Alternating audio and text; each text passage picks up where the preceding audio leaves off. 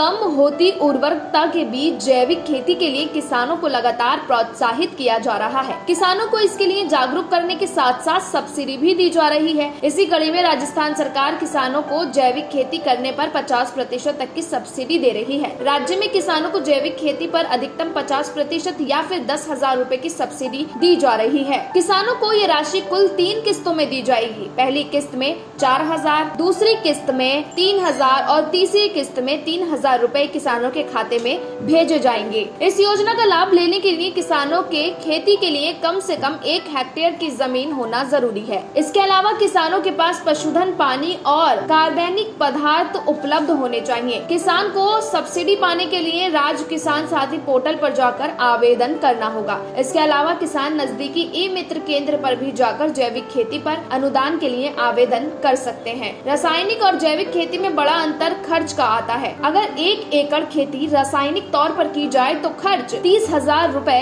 प्रति एकड़ आता है। वहीं जैविक खेती में मात्र 5,000 रूपए का खर्च आता है। वहीं अगर कमाई की बात करें तो रासायनिक की तुलना में जैविक खेती में 20% से अधिक मुनाफा होता है। वहीं जैविक खेती का माल बेचने में आसानी होती है और बड़ी संख्या में उसके खरीदार मिलते हैं। जैविक खेती के लाभ के बारे में बात करें तो इस पद्धति को अपनाने से मिट्टी की उर्वरा शक्ति लंबे समय बनी रहती है। साथ ही सिंचाई अंतराल में वृद्धि होती है। इस पद्धति की खेती में लागत भी कम आती है। वहीं पर्यावरण पर भी अच्छा प्रभाव पड़ता है। भूजल को बढ़ावा मिलता है और स्वास्थ्य वर्धक और रसायन से मुक्त अनाज प्राप्त होता है। ब्यूरो रिपोर्ट, फसल क्रांति न्यूज।